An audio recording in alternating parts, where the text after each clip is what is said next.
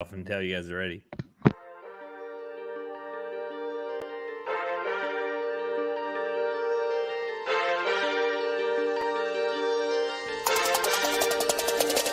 It's the UPX Podcast, baby.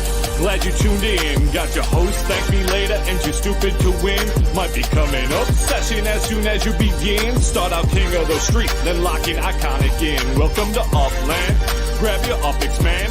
On your way in the door, hit you with $4,000. Get to buying and gripping, then to selling and flipping. Over to moving and shucking. I'm Scrooge McDuckin in UPX. Uplanders 2, the Upland Properties Experts Roundtable Session 2. I am your co-host, Too Stupid to Win, and as always, joined by ThankMeLater. You got stuff up and running. There we go. There it is. Yeah, we had a little delay, some technical difficulties. That's been happening to us the last couple of weeks, kind of starting late, slacking on our loyal followers. All 6 of you. There's more than that. Yeah, no, there's 4. You called them out and they left. Yes. Oh, goodness. Two of them filled in a comment card. Yeah. I'll turn it over to you. ThankMeLater, since you run the round tables. Yes. So tonight we got a very exciting round table. We're going to discuss 2 topics with our panel of experts. Also, if you're one of the up to 7 people who are listening live who want to join the panel, ping me or somebody on one of the social medias and we'll get you an invite. We got a couple slots left if you want to give your opinion on a topic. The 2 topics are going to be 1, block explorers, which I'm really excited about. What's the economy of block explorers and pricing? We actually have a couple different block explorers. We'll go through pricing. So we'll start with that. And then our second segment is going to be on treasure hunting, tips, tricks, Q&A, why Dizzy can't seem to win them, those kind of things. So I guess before we get in, we should all introduce ourselves. We got some new people here. You want to just go around? I can't even read your name. Go for it. Go, Saphrith. Hey. Hey, everybody. Hey, I'm Saphrith. I've been playing since July last year. So I've been playing that ever since. And right now I think I'm an executive in the game. So I've done some projects with Russell. I recognize Russell. I always land on Dizzy's properties. So really learn a lot from this group. So I'm glad to be here and hopefully I can shed some light on some stuff. Cool. All right, Russell. Yeah, what's up? Glad to be back. Second time on the show. Had a lot of fun. I've actually gotten a lot of compliments on how well that we did that show, so I'm very thankful. I'll thank you later. That's for sure. But I'm Russ Laren. I treasure hunt in San Francisco, and after Spark Week, I'm finally getting some rest, so I'm ready to talk about it. Awesome. How'd you end up on Spark Week? Hold on, before you go to Dizzy. How'd you end up on Spark Week? I took Sunday off, so I still managed to walk out with 1.78 Spark. So if I would have treasure hunted on Sunday, I probably could have had over 2, but not bad. Still not bad. It's $1,000. Wow, that's incredible. Spark. That's pretty good. Dizzy? Yeah, Dizzy. Here's my cat. Hey, cat. Been playing since November of 19.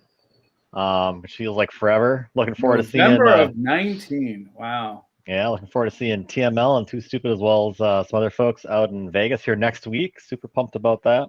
Vegas? And I am not good at treasure hunting. Probably don't have the patience. Like literally, I'll open it up. It's 2.5 or 3 minutes away. I'm like, frickin', whatever. That's a long time to wait. I'm done. That's so funny. But glad to be back.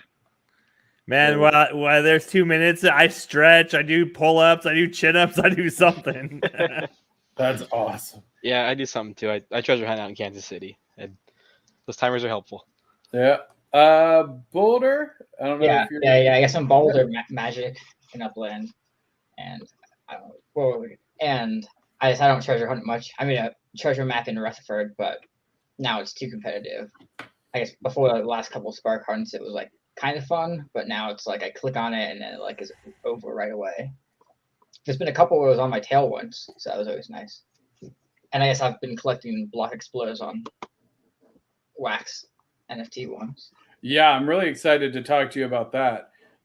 So let's go ahead and jump in. I started Upland, I guess, in January of 2021. 21. Okay, so you're over a year. Yeah, a year, almost a year and a half. Very nice. All right. So, topic one, question one is, what do you feel are the most popular block explorers on the market right now, and why? I definitely think that the most that I've seen so far is the macaroni hearts. I've seen a lot of those in stores from the recent Mother Day. I also think the flower vase from Mother's Day. But I'm going to go ahead and I'm going to say anything art related. So I think that you have like the paint brushes and you have like the easels and there's even like a canvas and stuff like that. I think that that those draw a lot of attention. Yeah. I think the Miles B chain and then the boombox is still coming in pretty strong. A lot of people like to advertise that, use that as their main block explorer. So I think those are very popular, especially that they're very limited. Yeah, for sure. And also Bakersfield Bruce, it kind of looks like a shark. So if you're, I mean, it is a shark. What do you? The art department. He kind of looks like a whale. I'm not gonna lie. He kind of looks like a pudgy whale. Is all I'm saying. The art department's like, what do you mean? It kind of looks like it's literally a shark. I mean, I've seen sharks and I've never seen one wearing a hat. That's for sure. Well, you've seen a whale wear a hat? I'm not going to get into that, but yeah, for sure. You seem to love those chicks. Dude, I'm all about those chicks. Those chicks are so good. And there's only 100 of each. So there can only be 100 complete sets, unlike some of the other higher value ones. Do you think that there's a reason that a particular one? So I heard art. Who said the thing about art? I did. Art one. So tell me a little bit about that. Why do you think like art block explorers, like, is there a certain collectability? Are people seeking those out? I think art is very universal. I think like when you look at collections, there's some murals that are part of collections. I think that there's like painted ladies is another thing. So there's a lot of things to doing with art. But I also think that like whether it's a block explorer, it's in a collection, or it's just something art related, I think it's more well known than maybe some of the other things too. Very cool. No, I didn't really thought. I collect hearts. So anything that's like a heart, the macaroni hearts, I think I have a bunch of those. And you got more than one? More macaroni heart? Yeah. Oh, yeah. I probably have like 10. Did you buy them on release day, or have you bought them through some of the BE stores? All secondhand. All secondhand. Okay. Yeah. No, because you could only buy one. I don't even think I got one on release day. I think I got one of the Mother's. Oh, maybe I got one heart on Mother's Day, but the rest I bought secondhand and all the other Mother's Day. I have a couple sets of the Mother's Day ones. So do you think it's just like whatever the newest one is? Do you think that there's going to be any that kind of hold their popularity? Any of the Genesis ones for sure are going to hold, like the Genesis glasses, the Genesis light bikes, like all of those are all going to, anything with the name Genesis in it, especially during Genesis week, is always going to do well, Were you rubbing your ring finger there, bro? What? So Disney the new ones are the first like number one ring, like the top Genesis ring from the first Genesis week. That's awesome. Yeah, I was lucky enough to nab that collection. I usually just kept the Terraformer as my main block explorer, kind of the Transformer looking one, and but yeah, Genesis week I kind of been pulling out the rings and rotating them around and stuff. But what I'd add is I think the Terraformers are pretty cool. I know they got some new ones coming out. They look really, really sweet. They're really limited. And I'm gonna kind of take the opposite on the art ones. I'm not a huge fan of like the palette or any of the art kind of ones, but I can see where they definitely have a place in the marketplace. From like a collection standpoint, I knew it probably was never going to be anything, but when Manhattan launched, I actually went after Banksy. So if anybody's familiar with Banksy, the artist, basically kind of the hidden guy. Yep. He hit half dozen spots in New York on a tour a couple of years ago. I own probably, I think, all but one or two of those places that he hit inside the game. So I knew it was probably going to be a collection, but again, from the art perspective and the collectability that Russell talked about, I thought those would be kind of cool pieces to hold on to. I mean, like, I don't have any of the block explorers that are art based. I don't have any of those. I definitely have one of the more rarer collections that ThankMeLater pointed out on our last episode. But I definitely think that, like when you're starting out and you don't want to have some of the common explorers, you want to venture out into whatever it is, like the paintbrush, the easel, all that kind of stuff. It's very much one of those things that I think is very universally recognizable. I also like the Upland Gatorade ones. Those ones are kind of cool too. Really? Man, it's so interesting. Dude, this is why I like having this stuff, because Russell, every time like I have a viewpoint, I feel like you're like the opposite. Like I'm like, you need a treasure hunting map, and you're like, dude, I got one property in SF and I'll beat you every time. I'll beat you every time without a property. Without any property. And then you're like, dude, the art and the Gatorade. And I'm like, dude, I hate those. But you make some really good points. I'm like, man, maybe I need to be collecting these. It's so different. Like, the way that I look at block explorers is I look at the way that people hunt. So like when a treasure hunt is coming online, you know how it shows you the people that are hunting and it shows you their icons. Yeah. So I'm always looking at those, and like definitely the Gatorade one stands out.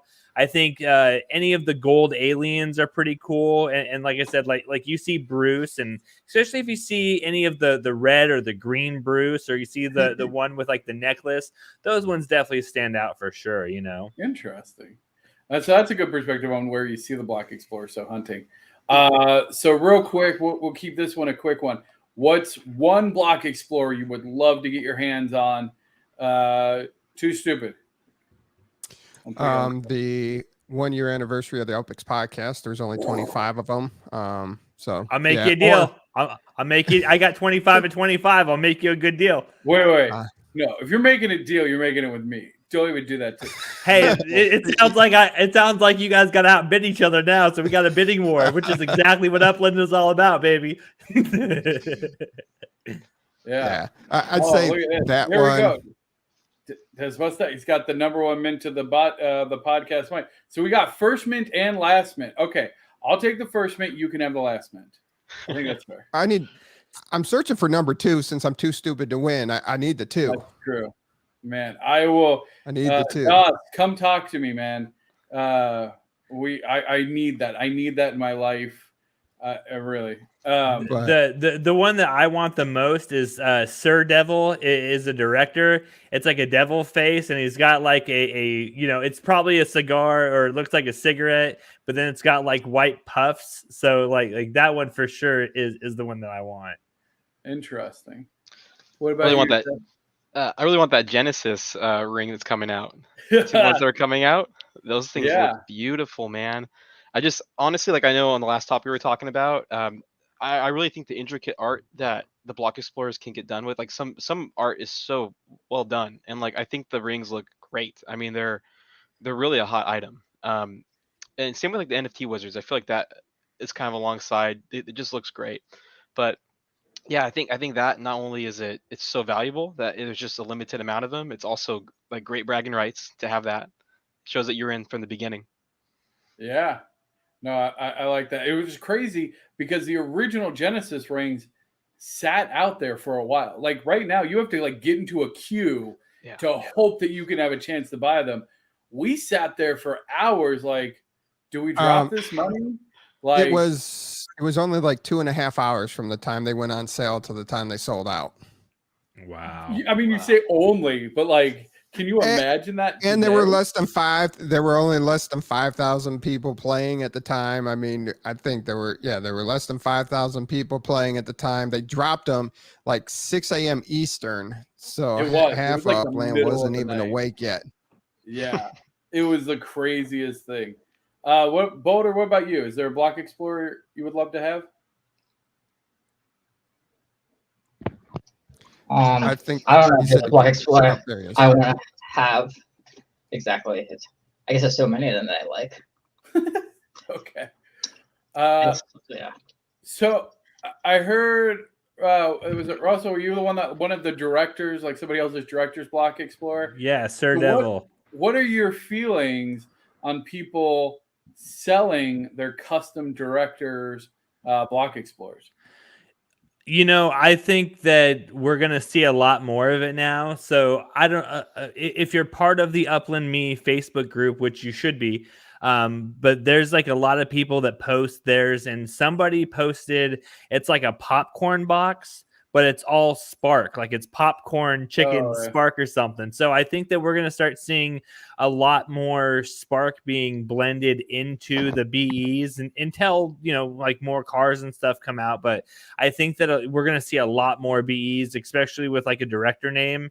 But I also see people selling their bid too. So like I haven't submitted my personal block explorer, but there are people that are saying like, hey, give me X amount of dollars and then I will submit your artwork design, and then they'll create it it'll say my name, but then I'll give it to you. So I mean, I definitely think that there is a market for that as well. And you're okay with that? I mean, I'm not going to do it. I'm still trying to come up with something clever, but I mean, there's some people that they don't care about their block explorer and they see it as a way to make money in the game. And so, like, I guess it at the end of the day, like, it really doesn't matter. Like if I got Sir Devil's block explorer and put it up, it would say Sir Devil on it, but I mean, it'd still be my block explorer. So, like, you don't really see the name unless you go dig through the profile or anything. I mean, you click on it, you're like, oh, what's this block explorer? Oh, director blank name. Okay. I'm curious, Saf, Dizzy. Yeah, no, I can go on that. Just kind of like what you just said there, TML. The fact that if you click on it and then you kind of just see whose block explorer it is, that's the only thing that I don't like. That's kind of janky about it. I kind of wish that wasn't part of it. But I mean, on the other hand, though, people, if they don't care about that, there could be a market for it. There are very creative people out there that can make very interesting explorers. I mean, especially the idea that you can do like a Spark, like an homage to Spark. You do something kind of fun with that. I mean, that does make it a cool block explorer. And I mean, as long as it's something cool and unique, I think anything has a price. I mean, anybody will pay for anything. It just depends on how cool it is to that person. The fact that it's actually Spark too, like it's not like a knockoff of like the S or anything like that. It's like the actual Spark artwork. That's so cool. Yeah. Dizzy, what are your thoughts? I think it's kind of, again, I like the uniqueness of some of them, especially some of the newer ones. I think they've come a long way from the old TML Turtle and the Dizzy's French Bulldog and stuff. But dude, Frenchie is adorable. But I'm kind of on the same thing. I just I had a really, actually, it was a pretty decent block explorer. It was a 101 director. I was offered it for a 25 of 25, the referee from the football one here recently. Oh yeah. And I sat on it for a few days. I finally declined it. I don't know. I'm just not a huge fan of the director block explorers. I think that this is going to be an interesting divide. Too stupid. I'll get your opinion here before I state mine. With the director's block explorers, why would you sell it? That's you. I mean, I was surprised mine got approved. Honestly, I was shocked, and you thought I was some super huge weirdo when I'm like, dude, check out what I submitted and they approved. But and now you're one of my best buds ever. So, but yeah, like, don't judge a book by its poo vomit cover. That's who you are in the game, and that's how you're represented. So I don't understand the people that want to sell the block explorers, because that's you. So I don't get it. Yeah. But hey, so it's a clear delineation, I think, between the new players and the older players. Most of the older players that I've talked to that were in like the first half of 2020, like when that feature kind of got released, I think there's a certain amount of, like, again, like you said, it's you. Like, you should create one that represents you, something that you like, something that's about you. Whether it's disease, homage to the dog or whatever the hell Two Stupids is. But it's like it's your persona. It's made for you. So I actually hate it. I do not like it. I really wish that obviously they're not going to turn off that feature now, but like, I don't think you should be able to sell it. And now, especially since they've really become lax on licensing, which is a whole different issue, it's absolute nonsense that people are making them strictly for profit. I hate it. I don't own anybody else's directors.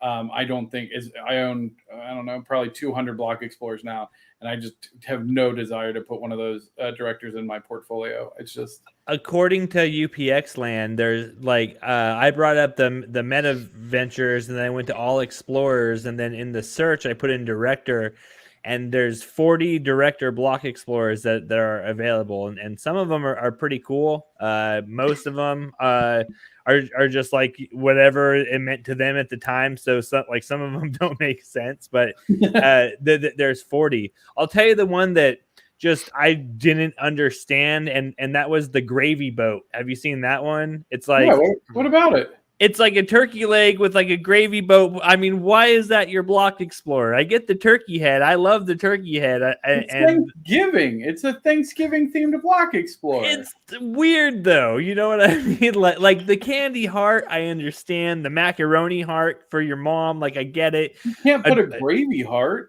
You could, that would be delicious, but you could have did a gravy heart. That would have been for sure. But like that one still to this day was just so random to me.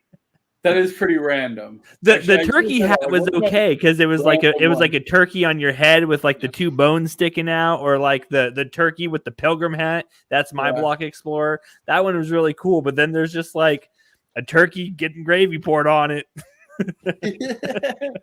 I mean, that's fair. All right, let's see what we got here. Okay, so now we got some fun. We'll do so we kind of been talking about this throughout, but what are some of the biggest factors you feel influence the price of a Block Explorer? I mean, I'm just going to come out and say it. I think some of these Explorers are way too much money. Like, I've seen some of these, and I'm just like, I know you paid $20 for that, or you were given that little the second one with the little emoji with the heart. Like, I know you were given it, and you're trying to sell it for like 430,000 UPX, or you're trying to sell it for like $200. I mean, like that. Some of those are just ridiculous, like, but those aren't going to sell though. Like, those don't sell. But I don't see the price dropping either. You know what I mean? Like, even still 130,000 UPX for some of these, that's like a whole month of treasure hunting for me sometimes. And I'm not going to go drop it on a Block Explorer. That's for sure. Interesting. Okay. So it's more about where you're going to put your funds. Yeah. So we'll go through. Let's start here. So somebody in the audience says, so what's a good price for a run of the mill? So what do you think like the baseline price is? Like, what's the cheapest you've ever seen Block Explorers go for? Where do you think like the floor in general of Block Explorers is? I mean, so it sounds like you can probably pull it up on the UPX Land. Is that what you're doing? Yeah, so I was actually just looking at this. Okay, without cheating. I mean, go ahead and pull that up. But sure. Anybody else, like, where do you feel like that floor is? 20,000. 20,000? Yeah, I was thinking 20,000 for something just kind of basic. Yeah, I would say 20,000. If I saw a Block Explorer for 20,000, I'd probably be scooping it up.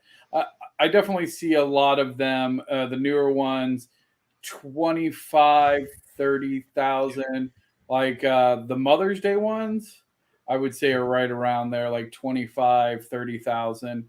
Dang, I don't know if I can see my notes.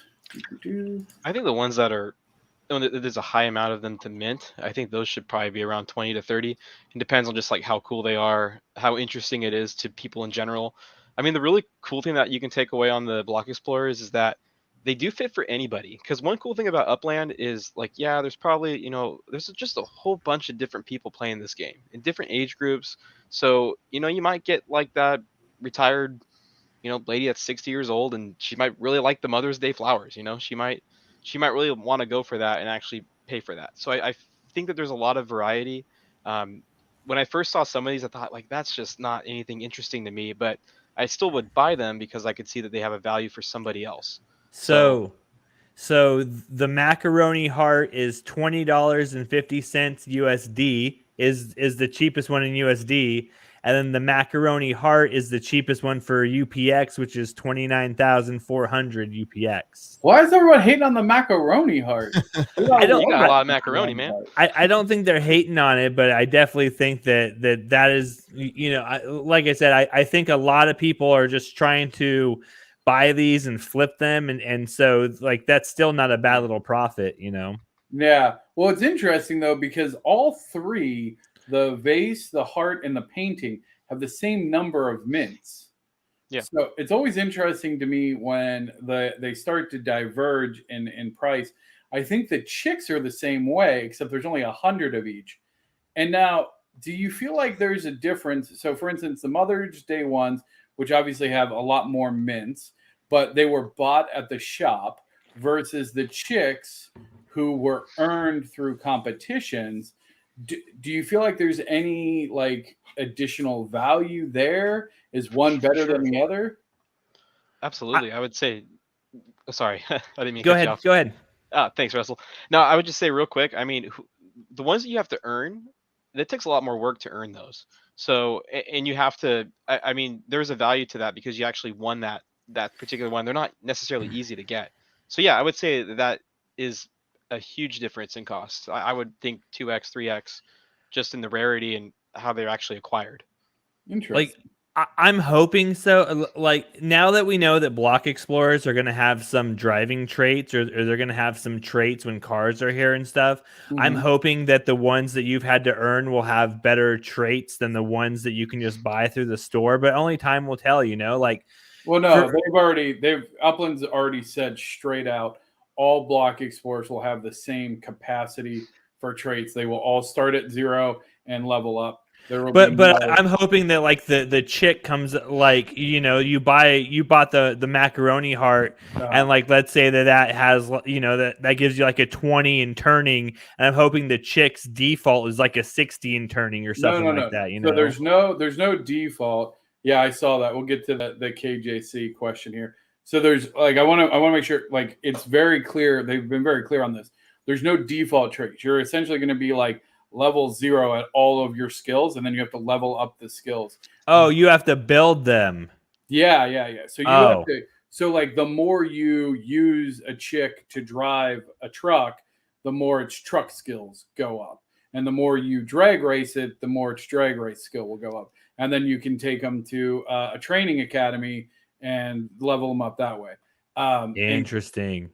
Which again is going to create a whole new economy, because you have essentially virgin, untrained block explorers. So there's going to be collectors who don't want any skills on them. And then you're going to have a whole market of people buying, those basic ones and then going and leveling them up for racing teams, and people who don't want to spend that time or effort to level them to then be able to have a way to essentially make profit. I mean, I'm just a little disappointed in that, because like when they were giving away the helmets, I was hoping like the helmet would just come, like, have a little bit better of a trade, or else like, why'd I go stake my spark on it just to get a helmet? Because it's really cool and very valuable, regardless of its actual attributes. I mean, that particular one, much like the Detroit Trader. So I put the traders up here because I traded one of my properties for the Detroit Trader, because I really thought Engine was going to come with like a little bit more trait than everything else, and now I kind of wish I had that property back. Well, we can talk after, depending on what property it is. If I have a similar one, I will happily take it off your hands, because again, to me, even though like the traits, they're all going to be the same, but you'll be able to level them. It'll be different. Yeah. So let's see here. We can ask the panel, What do you guys feel would be a fair price for a mint 1 of 15 of an import card BE? Oh, Boulder, are you back? Yeah, I'm back. All right. So, Boulder, you're the only player I know that is actively engaged in. So, for those who don't know, there was a cross promotion between Upland and Blockchain Heroes. There was a card set. Go check it out. You'll see a lot of your favorite Uplanders in it. Me and Too Stupid. And Dizzy, you're in it, aren't you? Yep. Yeah. And then they came out with like these Block Explorer cards. So you buy them on Wax, you import them in, and then you unlock a Block Explorer. So that's what they're talking about. It's the Bad Crypto Podcast Block Explorer. What are you seeing the prices on those, Boulder? Have you sold any or have you bought any? What's your... So I guess the one key point is it's not any of the ones on Wax. It's only the mythic. It's only select few of the mythic ones. So like only some of the mythics say Block Explorer included.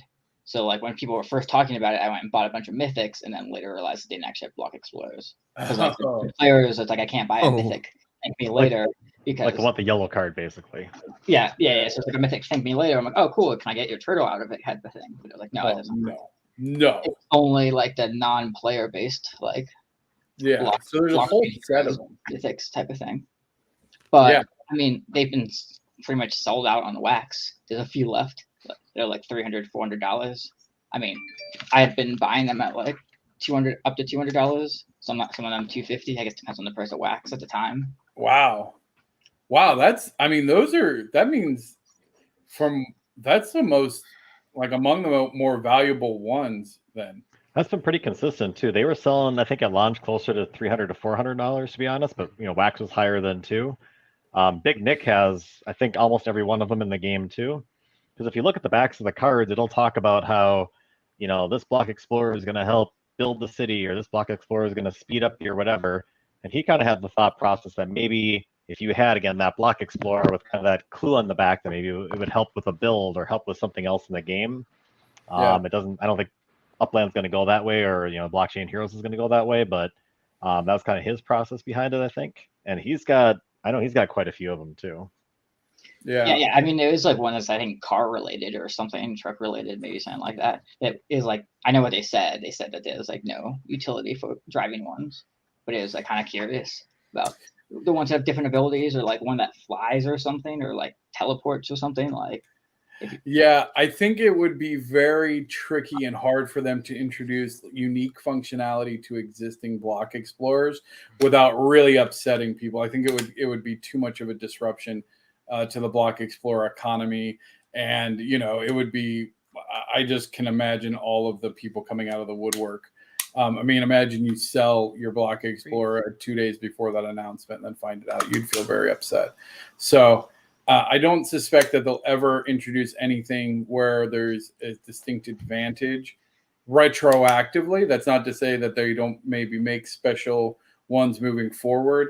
I could definitely see them also, adding in more. I hope that they continue to add in attributes like they're going to do with the driving skills. So when the mines come out, the spark mines, like that would be cool if there was, mining credentials and stuff like that you could level up.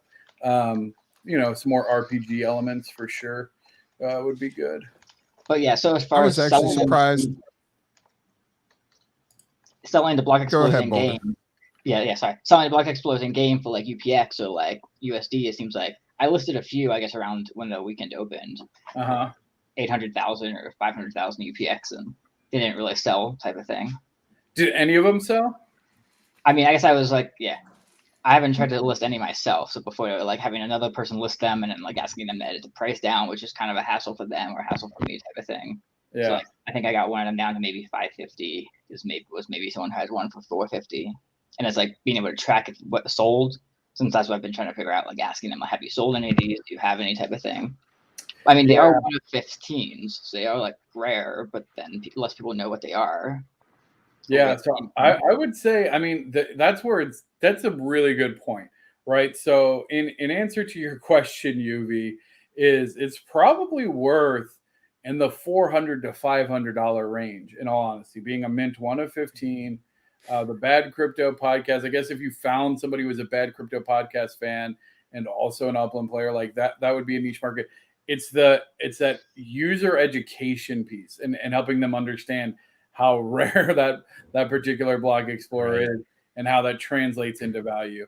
And again, just displaying it at a store, again, it's hard to convey that uniqueness. So there's something too to the actual character that was on there. So I'm just looking at a few of them. Like Genesis was one of the popular characters, just because I can't remember the character behind it, but again, basically kind of thinking that was Satoshi Nakamoto. And then I think Maximum was that Bill McAfee?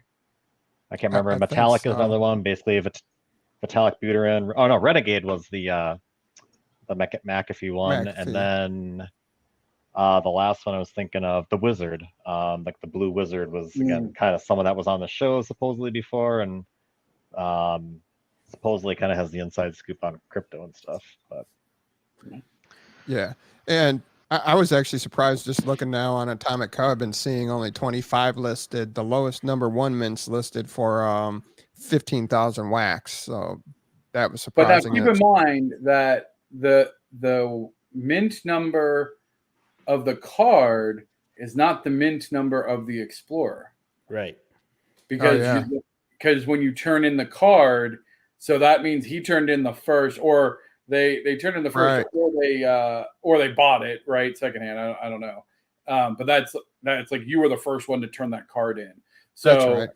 Yeah, so which is interesting as well. But I mean, just a few months ago, they were still going for about two. You could get one for as cheap as $200, and there were like a couple pages. So I'm shocked that there's so few left, and the floor has gone so far up on them to the cheapest one being $350 or just over 2,500 wax, 2,600 wax. Gotcha. I mean, wax offered a chasing price. Like a bunch were listed for like 1,000 wax, which was like wax was 50 cents. Then it was $500 when wax. The mint number of the card does actually correspond to the mint number. Oh, well, thank you, UV. That's good to know, because I was like, that's kind of disappointing if I like spend extra to buy a mint number 1 wax card and it isn't the mint number 1 block explorer inside. Cool. Okay. Well, hey. The more you know. Hey, see, this is exactly why I love roundtables and interacting with the community, because people have there's so much information in Upland to consume. Like apparently there's some like Wordle Twitter thing going on where they're like trying to guess a word. I have no idea what's happening, that Upland's doing it, and they like launched a letter like during the power hour, and people went nuts. But interesting. They launched the letter R, and then there's the letter E so far. So yeah, I have no idea what that's about. Go check out Upland's Twitter to find out. I think it's gonna say ready. Yeah. Yeah. Okay. I think those wax ones will have value. It's just hopefully if Upland keeps becoming more popular, I think that will make the value of those a lot more enticing. I've seen them. I have crypto, and I dabble with wax, so I periodically check it myself. So we haven't really heard much from them. They had the announcement about the wallets being able to connect with those particular wax NFTs, but right. I was kind of hoping to hear a little bit more about it, because like people have invested in these things and we're holding value because of maybe how rare it is. But I would like to kind of hear what the next step is for that, because they, it seemed like there was more that was to be going off the meta venture. So I'm hoping to hear more about that in the future. Yeah. Snake. Yeah. The Titan card packs. Jeez. Yeah, I think I had close to 500 packs. Wow. To be honest. Yeah. Wow. That's insane. Yeah. I mean, like when wax hit 10 cents, that's when I would have dropped it. I picked up like all the block exposed that were 1,000 wax or up to like 2,000 wax even. Since then it was like $500,000. They were like, wow. Down. I've got some old Excel sheets of like, I think I had like upwards of like 30, 40 of the base sets. I mean, I think Too Stupid and TML, I hit you guys both up. I had over 100 year block explorers. Like, hey, do you want 100 of them quick? Yeah, 100 TDavis ones, and I ended up burning a lot of them and stuff. But anyway. Yeah, when Block Explorer. Yes, good point, Umbrella Boy. It's going to be flooded. I think it's going to skyrocket. I think it's going to skyrocket because there's going to be so many people who don't have Block Explorers, who need them, who then realize that they need to put together teams and they want cool ones. Like, dude, this chicks, I want a chicks racing team. Like, they're so angry. Why did they make these cute little chicks angry? I have no idea. The Angry Birds racing team. That's awesome. Like That's brilliant. They look like they're ready to go. Got to get the turkey in there. Oh, there you go. Foul racing. That's what you got to be. Foul racing. Oh, man. Dude, yes. Yes.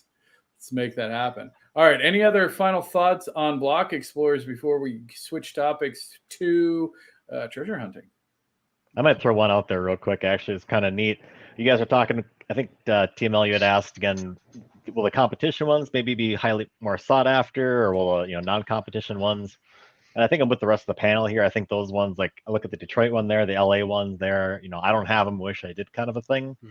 But interestingly enough, if you compare it to the hobby world, and I'll use the example of like the Nationals, the National Sports Card Convention every other year it's in Chicago.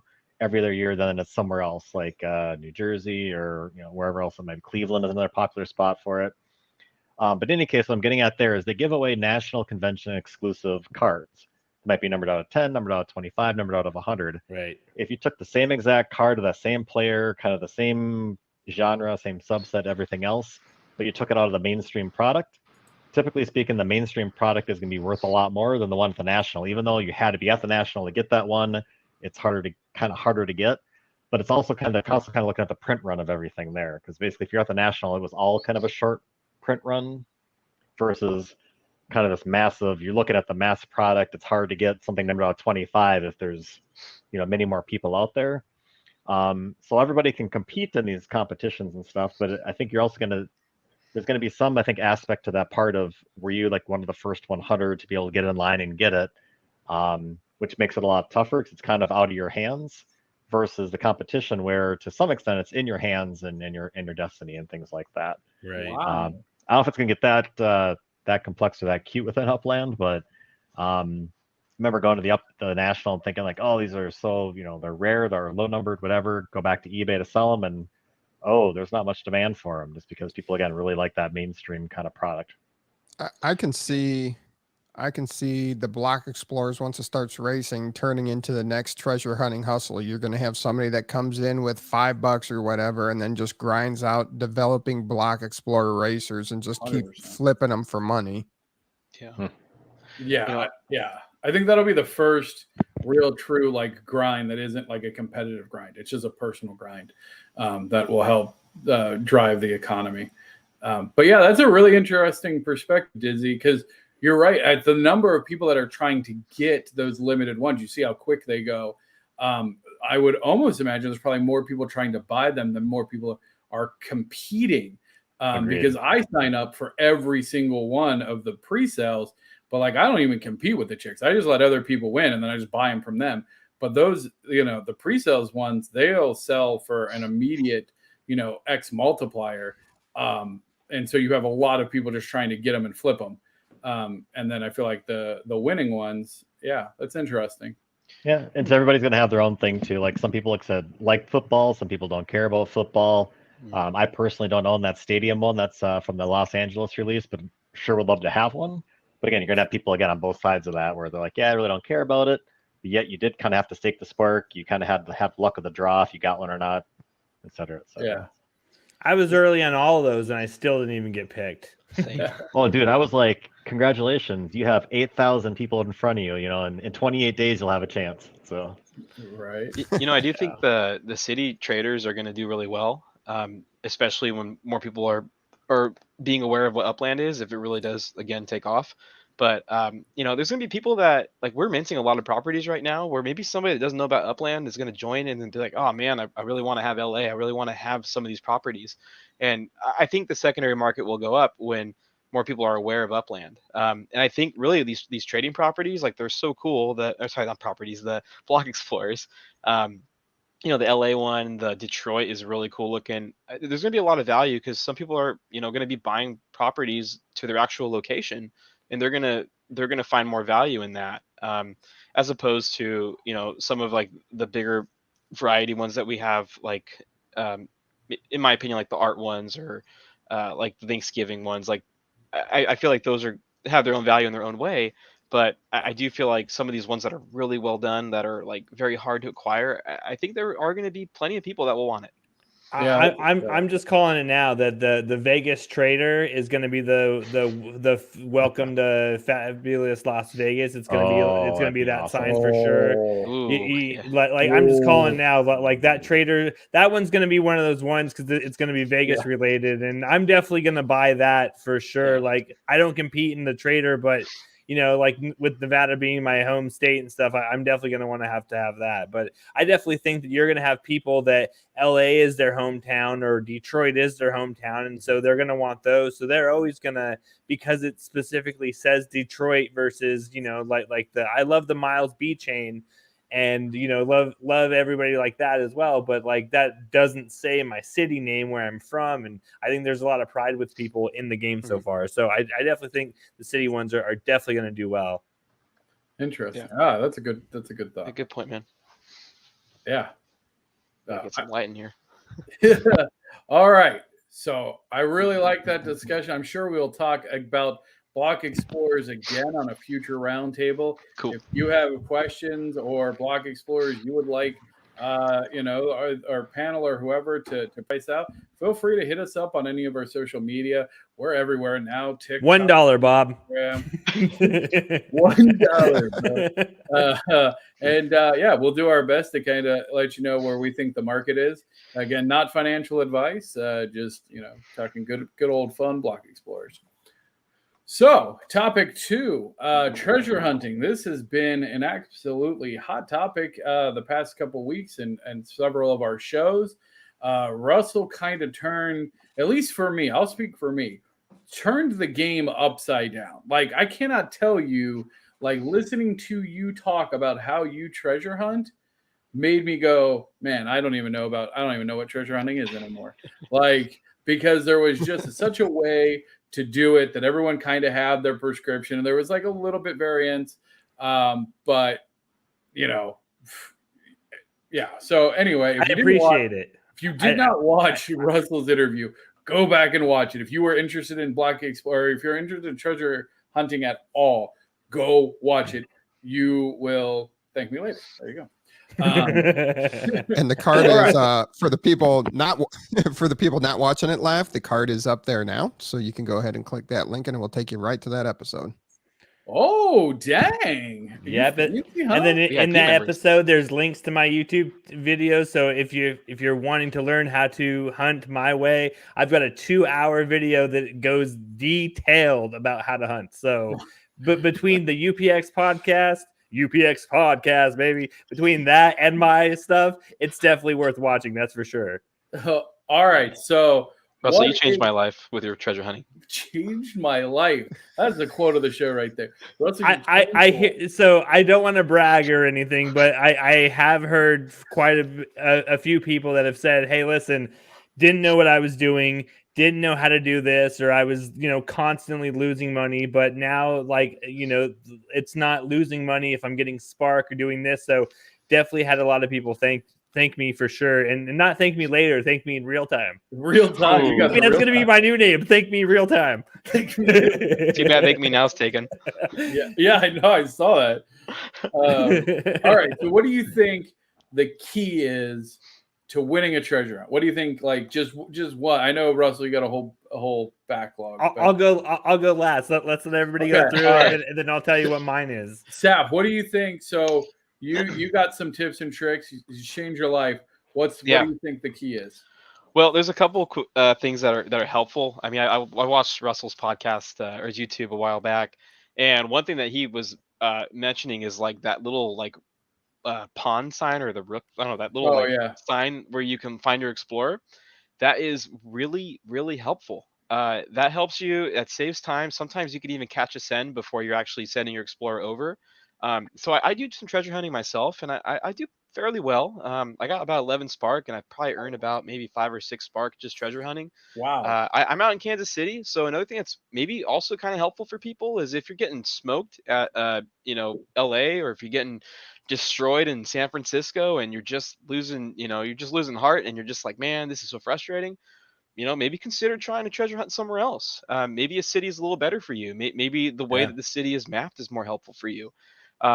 There's a lot of ways that you can treasure hunt, and I think that's really important because, like, I kind of found a place. Kansas City's not that bad of a place. It's a tier 4, so you're not going to get the crazy rewards that Russell. He got 1.7 spark. That's incredible. Oh yeah, during Spark Week, yes sir. Props to you, sir. Kansas City. That was one of my lowest Spark weeks, by the way. Wow. Oh my gosh. Yeah. So I got like 0.5. All right. I mean, that's nothing close. That's to what great though. That's still phenomenal. Thank you. But it was 4 days of treasure hunting. But the fact is, I'm not going against like 50 or 60 people. I'm probably a good treasure hunter. I don't think I'm probably as skilled as Russell, but I have success in where I'm at, and I'm content because my send fees are low. I've also been able to build a lot of properties. I have a lot of properties because I chose a tier 2 city. So I have like 200 properties in Kansas City, and I can move around and do the sends. So I kind of do a hybrid of what Russell recommends. I am starting to just kind of randomly select a place and not necessarily land on my area, but I do use my locations still predominantly. I still use them a lot. Right. But when I'm close to somewhere, I won't choose my property anymore. I'll just take a random guess and I'm pretty good at gauging it. So that really helped me out. So I appreciate that, Russell. You're welcome. Nice. All right. Well, I realized that my slides had the wrong topic on them, and that's embarrassing because I made a video and put it on Instagram and everything. It's all good. Whatever. So we're just gonna end. Keys. And we got Zebrasv joining us. What up? Coming out of the shadows of the YouTubes. Welcome. Yeah. Hi. Been following the podcast for a while, and I'm interested in the treasure hunting scene. Been hunting a lot of time, so yeah. What do you think the key to winning a treasure hunt? That was some great piece of stuff, by the way. Thank you for sharing that. Zebra, what do you think one of the keys to being a good treasure hunter or winning a treasure hunt is? It depends. One of the main points that Russell did, the podcast that he was featured, was starting from a specific location. Like starting from the same point over and over and over again gives you a really great idea on the arrows and on the distances that you need to cover. It's really incredible that he does it without having any properties, to be honest, in the whole city, because I usually tend to use at least the first jump on one of mine, even though I already have like marked whatever, like if it's 3 to 10 kilometers arrow, for example. And I already know like at what property I'm jumping, but if he does it like on the spot, yeah, it's also very helpful. Very cool. Dizzy, what's your help in what do you think the key is? What key are you missing to win these treasure hunts? Oh, I'd say probably just participation, but no, I'm just kidding. I mean, that is a key. Do you know what? And all joking aside, you can't win if you don't participate, and you have to participate regularly. It cannot be periodically, or you're going to struggle. So that's actually you're going to struggle if you're only competing once a day, or stuff like that for sure. No, and also it's like I think it was about 2-3 months ago. I was a little feather ruffled with some of the treasure hunting during Spark Week, and one of it was kind of the player rotation. Again, it was like every 3 hours, 24/7, the same dozen or so, and I know some players have kind of talked about it, and Junjun came on, probably the nicest guy in Upland you could possibly ever meet. Seriously, just awesome dude. And he kind of showed or talked about some of his skills, and we saw Russell do the same thing. So I'm not as biased on that, or not as miffed about that as I am maybe just, again, trying to limit it, how much someone can win during the Spark Week, just so maybe more people can win. again, I also agree with that point too. I think there should be a limit for all of those. All right, hold Yeah, on, whether because you're skipping. Yeah. You guys like. Oh, did you okay, read my stick to it. Instagram post? Sorry. You're No, skipping no. ahead. All right, so Skip- wait. So let me address what Dizzy. My next question I did just for you because I knew you were joining today. Wait, can I say what I think the key is? Oh yeah. Sorry, Russell. Yeah. Yes. Dizzy, did you want to finish your point? No, Dizzy's done. No, basically, like I've kind of do what you guys do. I hop there. I try to zoom in quick. I have success on some of them, but just I don't. Yeah, the Spark Week ones, I'm just toast. So. All right, Russell, give us the golden nugget. So this is what I haven't said, and I think that practicing in the time before is what really is helpful. So when you see that timer going down and you've got 3 minutes, like I will specifically send to, like I'll hit the treasure, so it tells me like all treasures have been claimed. So now I've got the treasure activated, and then I'll send to my property. So what I'm doing is two things: is I'm getting my phone to load like where I might be sending my explorer. So my thought is like I'm building my cache. So if I see like where the arrow is pointing down, and I'm going to send close to maybe one of my properties, or I'm going to send somewhere, and hopefully like my phone has already built that part of the map, so it takes less time to render. So I definitely think that, and not only that, but sometimes when like if you use a notification bot or you're part of the meta maps and it notifies you, you know, like you've got 3 minutes. Like I noticed like my game is really slow until I start sending around, and then I get it back to the actual speed that I want it to be. And like sometimes I'll completely close the app and I'll reopen it 4 times, and I'm looking for a specific speed. Like when I send to a property, so I'll send, I'll click it, I'll hit the treasure piece, I'll zoom in, and I'll click the next property. And like, you know, I'm looking to see how quick the little message comes up that says, you know, 1 hint hidden, or it says all things have been hidden. But I think practicing even before, because if you're going into it cold turkey, you know, like you can participate in all of them you want, but I've already, you know, like sent to 50 different properties. My muscle memory, my hands are already ready to go as far as that goes. So I think that is a huge key, which is take the 3, 4, 5 minutes that you're waiting around, instead of twiddling your thumbs, start sending to your properties and you know, maybe build a cache, do something like that. Dang.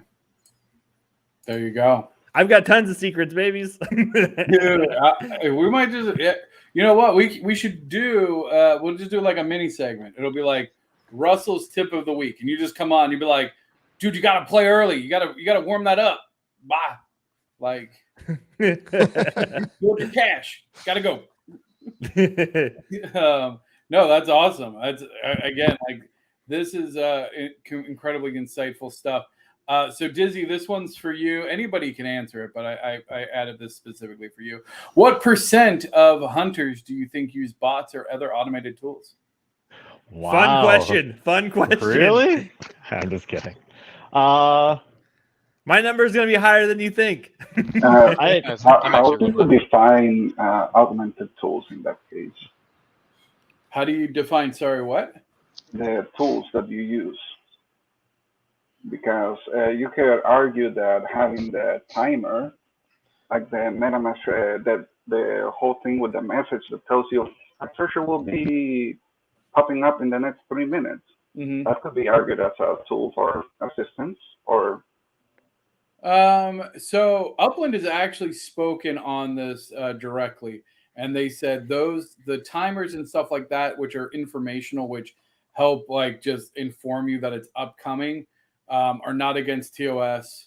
It doesn't give you any distinct advantage while hunting. It just allows you to know that a hunt is happening. So they've actually come out very clearly and stated that those type of APIs and usage of the APIs for that, for informational purposes, is not considered an advantage or cheat in any way. So those are kind of openly accepted by the community, and they're very easy to get now. Like they're everywhere. Like you just ping somebody. If you don't have access to one of the servers that has it, like tons of servers have it now. It's not even a secret at all. Like that's just standard. If you want to hunt, you need to do that so that way you get the notifications. But yeah, so I would say anything that helps you, like anything that uses multiple accounts, anything that automates sending, anything that plays your character, anything that gives you unfair advantage while hunting is kind of where I would say that's the bot / tools. So Dizzy, what's your number? What's your percent? Well, I'd say it sounds like there's probably a better guess for those that are hanging out in Discord. It seems like there's some murmur again, something checking the API, or maybe there's some new accounts that have been flagged or basically thrown in Alcatraz for one this week. I got one thrown in this week, baby. I saw that. I meant to add that to the slide. Honestly, I have not looked into it or know why they're even thrown there or what the backstory is. So I'm probably gonna give you the best guess. I'm guessing some people that know how to use the API, but as far as any other bots or anything, I honestly have no idea. I just know what's your gut feeling like when you're like, oh, these treasure hunters, these are 80% cheaters. Yeah, there's like one or two good ones like Russell and June, but the rest of you, you're all cheaters. Nah, I'd say maybe single digits. Probably single digits. Yeah. Okay. I'm in double. I think 15%. 15%. So what I think is so I check smaller cities. I check Fresno. I check Staten Island, and you can definitely see that there are people that are winning during their cooldown. And so I definitely think what they're doing is they have another profile that never wins, and they can go and hunt, and then they can get next to the property where that arrow is just like going like this. And then on their other tab, they go over and send to that property and they win. So I think because of that, I think that's how I get into the mid-teens. Wow. So wait. Never would have thought that even. Oh. Are you saying the same person gets two treasure chests around the same time when it shows up on the tracker? I'm saying that if you... Multiple accounts. Or two different usernames? I'm saying that it's the same username that wins the treasure. It's always going to be Russell Envy, but they have Saphrith as another profile, and so you never win with the other one. And but because that way it's always in contention, it's always able to see the arrows, or it's always able, like if it's a stealth hunt, then it's still, if it gets close enough to the stealth, then it will show you the arrows, and then you can still get to a point to where you're not going to win, but that arrow is pointing. And then especially at midnight or at 2 a.m. in Fresno, when there's just no competition, you could send to an entire row and not have any competition. And then, you can go and win Spark that way. So I definitely think that now that Spark is in like a limited box and stuff like that, I definitely think that there are people that do, not definitely, I've seen people that are doing that for sure. Interesting. So that's not really like bots or automation. That's just like multi-accounting at its like most generic. Because that sounds like, honestly, that sounds exhausting. It sounds like a lot of work. Like, I mean, I'm not saying that they deserve to win because they're still cheating, but like, you're not using a bot to win. You're still doing the work. You're doing twice as much work to get around the cooldown to win. So it's just like, Yeah, I kind of think it's like multiple accounts personally.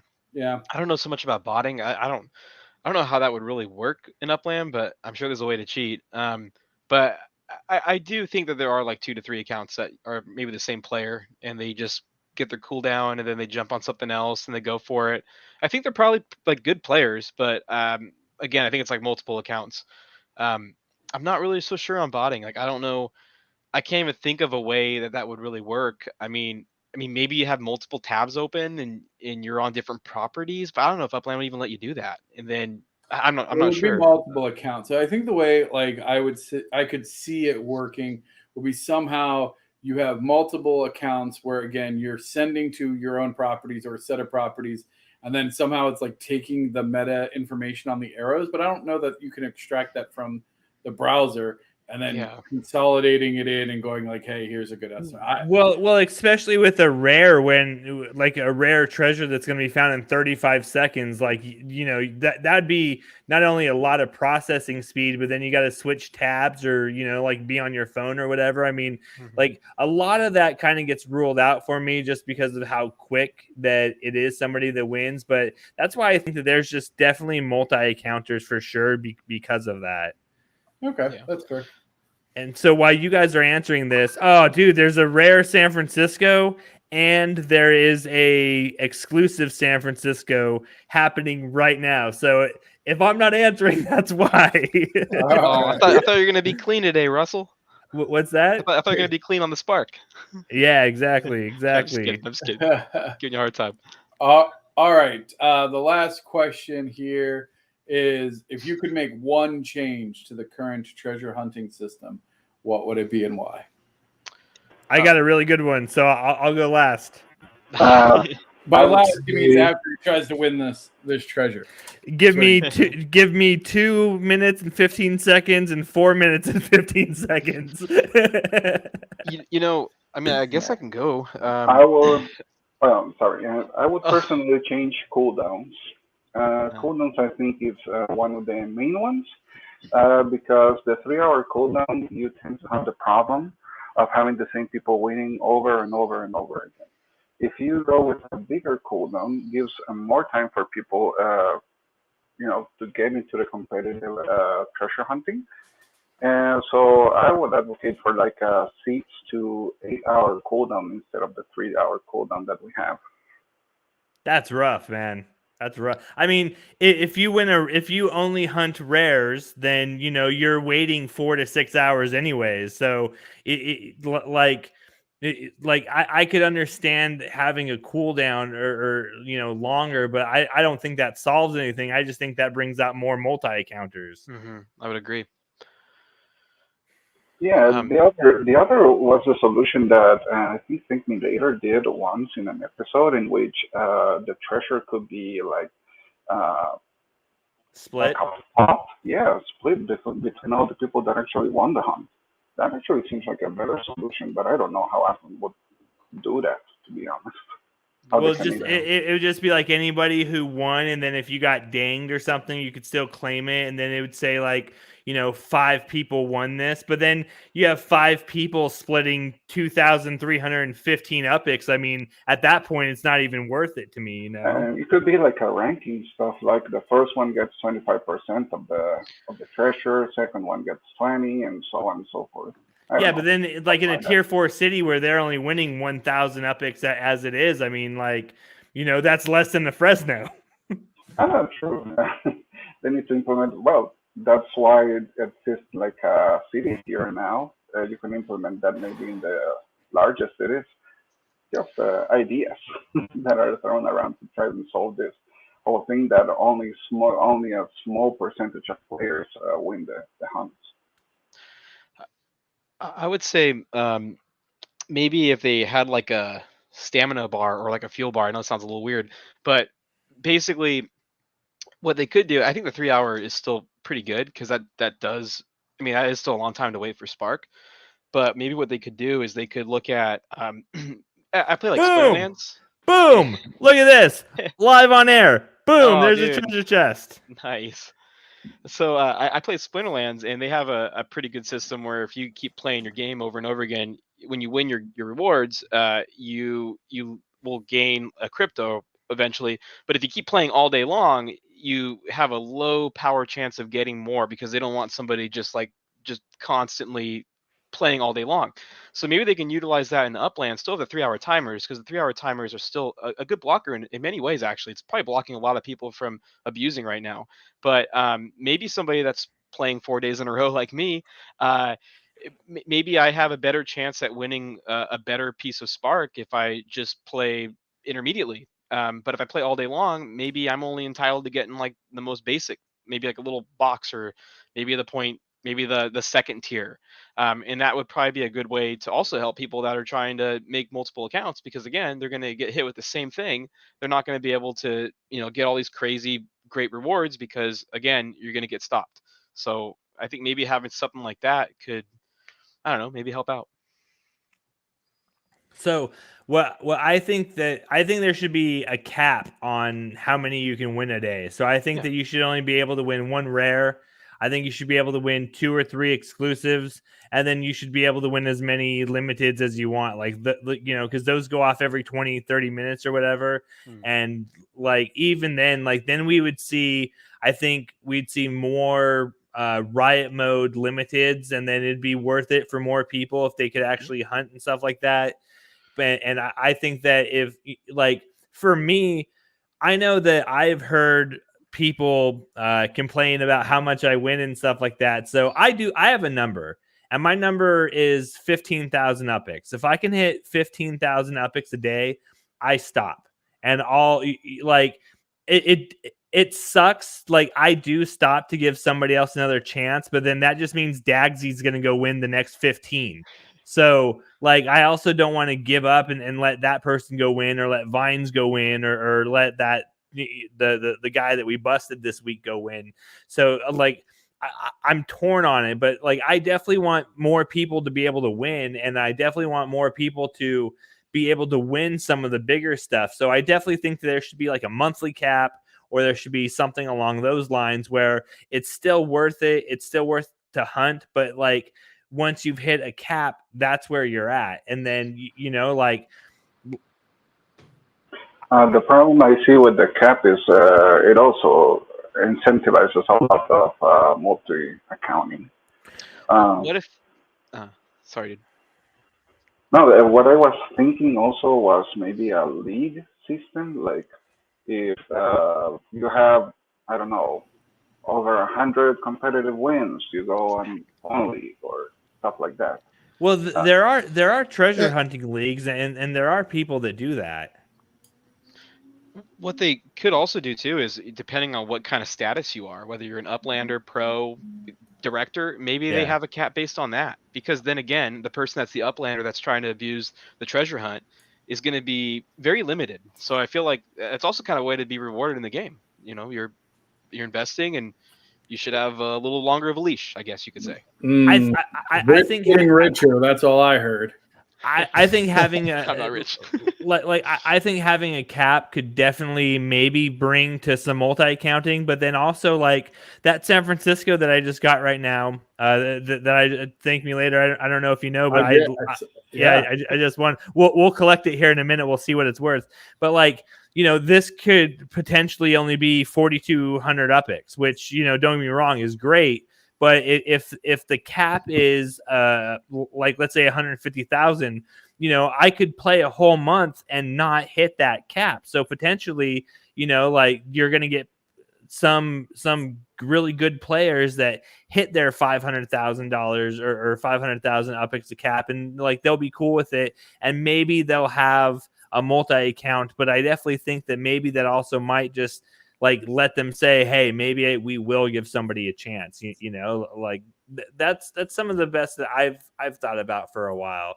And I don't know how you slow down multi-accounters. I don't know how you stop it. And like, reporting it is pretty good, but then it's, like, it's going to bring on another one. So I don't think it goes away, but I definitely don't want to, like, I think I waited around long enough as it is. Like, I just won this one, and I got to wait 3 hours. It's already 10:30 my time, so the next time I can play is going to be 1:30 in the morning. I mean, like, I definitely don't want to have to wait until 7:30 in the morning to play again.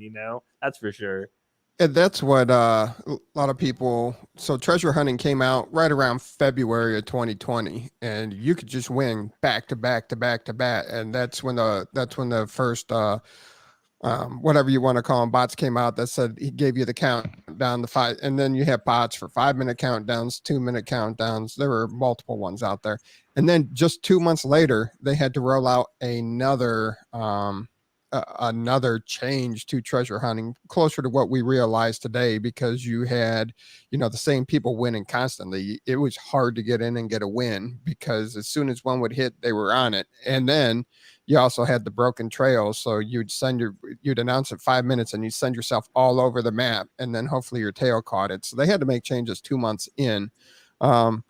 But That was really, I always forget about that phase. I would have loved to have that. we do no, do you have wouldn't have, because your strategy wouldn't work in that, because you need it. I mean, yeah, you could keep sending, but you'd have to send to 100. Like, you can't compete with somebody who has properties everywhere that I can send to for free. Like, But if I would have started back then, I'd have a lot more properties where that would have been more beneficial. touche, yes. touche. And that is something we are working on. I'm just finishing up the material. We'll have under the Upland history, we'll have a treasure hunting Upland history. So definitely check that out when we release that. Let's see how much this is worth. All right. Ready? Let's wait. Let's make guesses. 10,000. And he's donating to somebody. No, I'm just kidding. I think it's gonna be 4,200. Oh man, it's like 2,000. I was kidding. 10,500. Boom! Wow. I'm the Pretty treasure good. hunting Nostradamus. Get outta here. 10,500. Look at that. There it is. And if you want to go right now. Go hit the three little dots. Go to treasure. Go to San Francisco. Go to history, and then you'll see it right there. So it's Sounds definitely on the like way blockchain. too much work to validate that done. nonsense. But I definitely want to know what that rare is worth, because I probably could have won that rare, but now it's, let's see, Dagsy just won that rare, and it was 0.2 spark, so he just won almost a quarter of a spark. Jeez, 0.2 spark. So Dagsy $100. Dagsy found it in 25 seconds, and I found mine in 25 seconds. Yeah, Dagsy, get it. Oh, Man. So I had 3 cents, 25 seconds is what it took me to make $10.50. Boom, done. And so, like, I had another one earlier today for like 27 or 28. So like I'm over my 15 for the day, and like I've been doing this thing now where I actually want to know when I want to hit 15,000 UPX a day. And so, that equals X amount a month, and then that equals X amount a year. So I'm actually trying to see when I can hit like that yearly mark the earliest. So as of right now, I'm on track to, like, by mid-October, I could be done like winning 15,000 UPX by December 31st. So if we get another hunt, or if we get like another Mother's Day, like we're going to have a Father's Day, that's for sure. And we're probably going to have we're probably going to have a 4th of July. We might have a Memorial Day. So, I mean, like those are going to count too. But like, I'm just talking 15,000 UPX a day in exclusives or in rare. If I can hit that, like I'm on track to about mid-October to where I could be done for the year. Nice.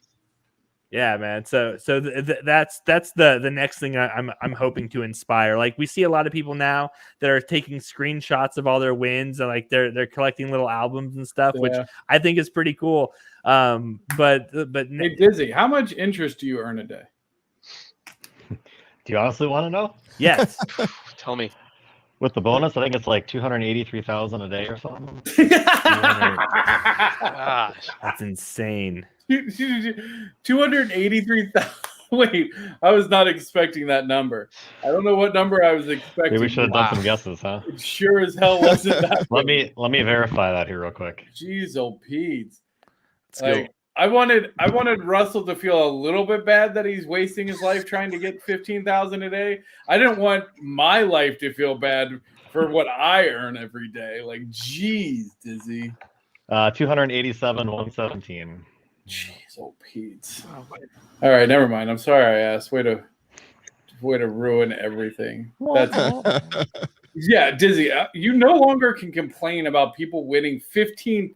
Our number one hunter here is on track to average 15,000 UPX a day, and he dedicates his life to it. I wasn't complaining, and I was a little bit more on the spark, but that's the spark. That's a little different. Well, I think so. The other thing that I know about treasure hunting, and hopefully this inspires more people to start hunting, is that before the treasure tiers were adjusted, right? So that was the mid-March or something like that. March 13th or something is when they did that. Before that happened, I was winning 5, 6, maybe 7 exclusives a day, and like 15,000 UPX was difficult. Like you you're winning 3,000, 2,500, and that's even pinatas, and like that's like a really good pinata.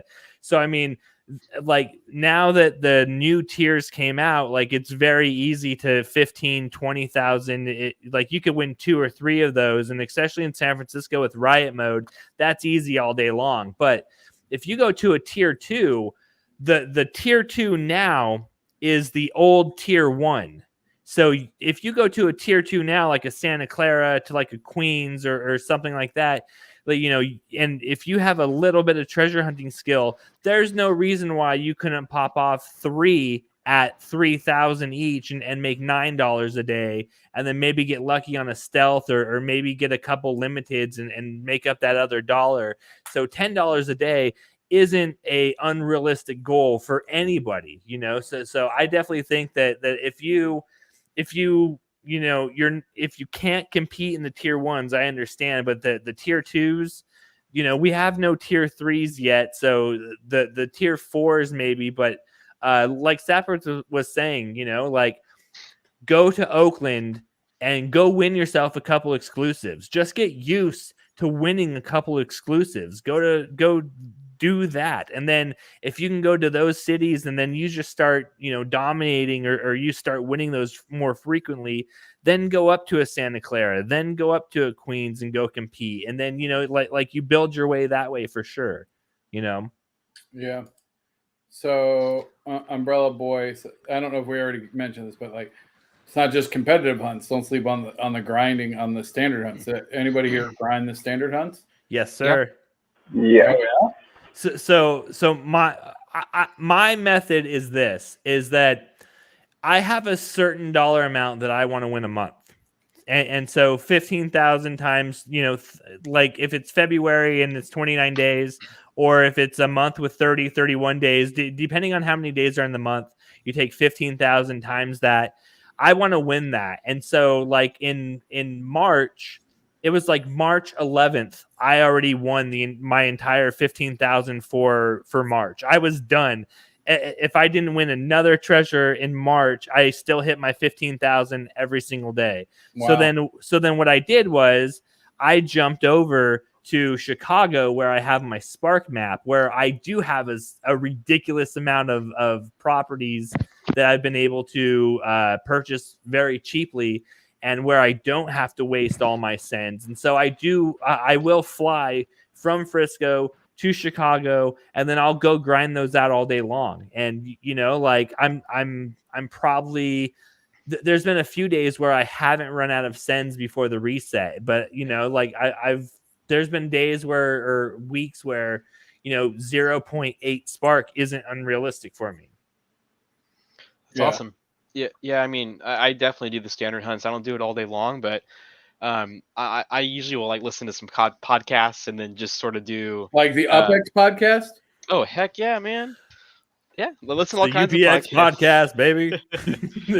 But yeah, I just have that going in the background, and then I'll probably dedicate 30 minutes, maybe 40 minutes. And my goal is to probably get like 0.10, which is not it's not a ton, but when it's not a Spark week, I'm totally content with getting 0.10. So I usually can make that happen. I have a new method for you, and I'm gonna follow up with you, but like let me mentor you here for a minute. All right. So every day at 5 p.m. Pacific time is when the sends reset. Is when you can go and win your 40, 60, 80, depending on your tier. So if you can recognize, you better recognize UPX Podcast. All right, sorry, I'm still on that. Anyways, but if you can win an exclusive and you're in that 3-hour window where you're not going to win another exclusive or you're not going to win another limited because in 3 hours that send resets, I'll go and use all of my sends. So like if I'm in, like, let's say I win at 2:15 p.m. I know that it's going to be 5:15 p.m. is when I can come back in for the next one. And then that's when that send reset's going to kick. So I spend all day. I don't waste any sends that I need to. And I compete in all the exclusives, all the rares that I can. But then when I have that last 3 hours that I've either won, or maybe it's an hour some days, maybe it's 2 hours, but you still have, let's say, 15, 18 cents. Go use them up every day. And, you might not win, but you might pay, you might hit the first one you do. And, turn your sends into Spark. They're sitting there every day. And, how many did you not use today? 15 cents could have been 0.4 or 0.04 Spark. And those sends, maybe you spent $6 to go get that. That's a cheap amount of Spark or a cheap amount of sends that you get every single day. Whether you use them or not, you can still turn those into Spark. So, if you can either win a treasure and then right after that, do a standard right after that. Or if you're within that last 2 hour, 3 hour window, go use all your Spark and then just wait for the send reset and then, call it another day, go again. But you'll win a lot more Spark that way, potentially. Yeah, for sure. I listened to one of your podcasts earlier and you mentioned that. But yeah, that was great advice. But also too, I have a lot of properties and that keeps my sends going for a long time. So honestly, that's kind of a little advantage is even if you just have random properties everywhere, I mean, that does strengthen your standard hunting and that helps you not have to necessarily run out of sends. I only have, I think, 40 sends tier 4 where I'm at, but I usually don't run out because I usually have those properties to keep me going. What would you say is the best city for treasure hunting? And we'll wrap it up just real quick. Sure. So starting. So if you're just starting, I think you head to Bakersfield or I think you head to Fresno. Those are the two cities where there's less competition, where you're not going to be winning big bucks, but you're still going to be able to. What one word? Just give me a city. Fresno. Bakersfield. All right, fantastic. And then after that, then you move to Oakland. Holy shit. After Oakland, you move to Santa Clara. Then you go to San Francisco. You're good. Hey, I didn't mute you. I didn't mute you for the record, but I'm glad. Yeah. All right. Staff, best starter. Or Zebra, were you going to say something? Yeah, I would argue Rutherford is maybe the best starting city. Rutherford? Yeah, the smallest city in the game. Goonie? Get out of here. No one wants to go to that godforsaken place. Although, you know what? You're right. No one wants to go to that godforsaken place of Rutherford. So you might be onto something. It's a small city and not very costly for send. That's a way to practice at the start, and then you can move to a different city. That's true. Are we talking about treasure hunting in Rutherford? Yeah. I mean, that used to be really good when I first made a map there, but now it's really hard. I mean, even if you use Russell's method, you don't need a map. Yeah, that's why I've been selling off all my Rutherford properties because I don't need 80 of them anymore. All right, except for Boulder, what's your favorite? What recommended starter city to treasure hunt? I mean, I originally would say Rutherford since that's where I started and it was really nice there, being super easy, close together type of thing. That's actually really smart. I never really thought about it. And then I guess Spark Week happened, and then after one happened and it was really good, and then lately People do not understand the concept of I just want a city name. Oh, okay, sorry. No, I'm just kidding, Boulder. You've been quiet and patient the whole time. So then you got Spark Week, and then you got you were like, I'm too big for Rutherford. I'm moving on to bigger. It was more like I was too small for Rutherford because I couldn't win any Spark. So I'm actually surprised by some of the Spark Week. There's people in Fresno that have pulled out 0.5 out of Fresno, and that's with collecting 20 chests. So I mean, seriously, even if you don't think that you're gonna win very much, you can still go to these cities, and any Spark is better than no Spark. You know what I mean? And again, it's sitting there for free for you. You just got to go and pick it up. Yeah, I would say probably. I mean, I'm in Kansas City. I don't know if that's the best one to do, but it's pretty low traffic. I'd probably recommend that. If you're in the middle of it, it's pretty easy to navigate. Abdul, no one said Oakland, so I said Oakland is a good one if you want to go dabble into some exclusives. I think Oakland is not too bad. I think Oakland is a lot better than Kansas City for border reasons and stuff like that. Oh, okay. Well, there you go. All right. Fantastic. Well, that was a good 90-minute hour roundtable. 90 minutes. I love it. 90-minute hour, the 1 hour roundtable, clocking in at just 90 minutes. But hey, if you listen at 1.5 speed, boom. There you go. 45 minutes. All right. Any closing thoughts from anybody except for Russell? Because we're trying to wrap up the show. Vegas. Vegas, baby. My Vegas treasure collection or collection property video is coming out in 2 days. Go subscribe to my channel. You're going to get from a local person who lived there my thoughts on what I think collection properties are going to be. There you go. I got one thing to say about treasure hunting. You don't want to own itty bitty properties because it gives you you go to send to it and it's a tiny little strip and you can't land on it. Yeah.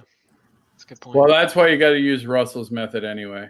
And that property that you gave away on our episode, somebody already sold that to somebody else for 3 times the money. So it's ridiculous, I know.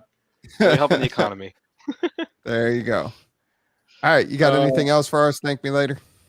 Yeah, I'm just going to throw this up here. Okay. Hold on. Yeah. Boom. The Warrior King Bones Balboa coming to LA. That's awesome. The public sale will be at Vegas. Friends and family, you know who you are if you participated in the Encino Eye or you are connected. You will be being reached out by the team. It's over 140 properties. It is going to be an absolute monumental build.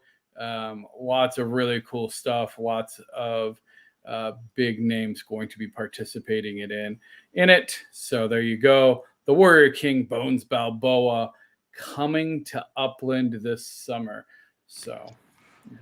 And your sonnet gave up watching the NBA Game 1 finals to watch the UPX podcast. She posted that Thursday nights are for us, and she put Game 1 of the NBA finals off the. So we're better than the NBA finals, and we do appreciate the sacrifices.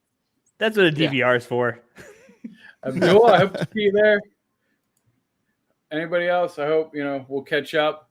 Ping us so we can connect. It'll be fun. Yeah, thanks for having we got to jam a lot of stuff in on that Thursday. I got 15 hours in Vegas, so we'll make it worth it. Oh, dude, it's gonna be 15 hours you won't ever forget. I can guarantee that. You can do a lot in 15 hours in Vegas. That's for sure. Yeah, that's true. He won't forget it and he won't remember it. Yeah.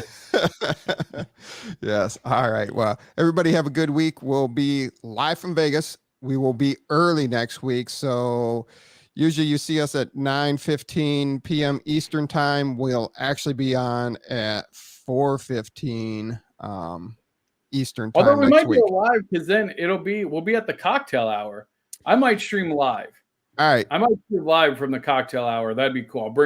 I'll bring my phone and introduce everybody. So we might do a live little cocktail hour podcast.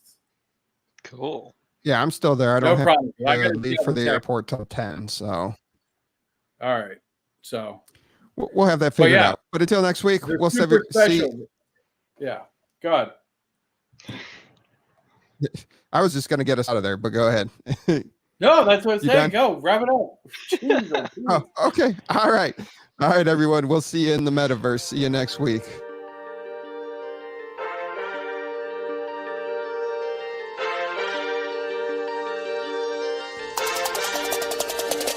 It's the UPX Podcast, baby. Glad you tuned in. Got your host, thank me later, and you're stupid to win. Might be coming up session as soon as you begin. Start out king of the street, then lock in iconic in. Welcome to Upland. Grab your UPX, man. On your way, and the dough hit you with full grand. Get to buying and gripping, then to selling and flipping. Over to moving and shucking. I'm Scrooge McDucking in UPX.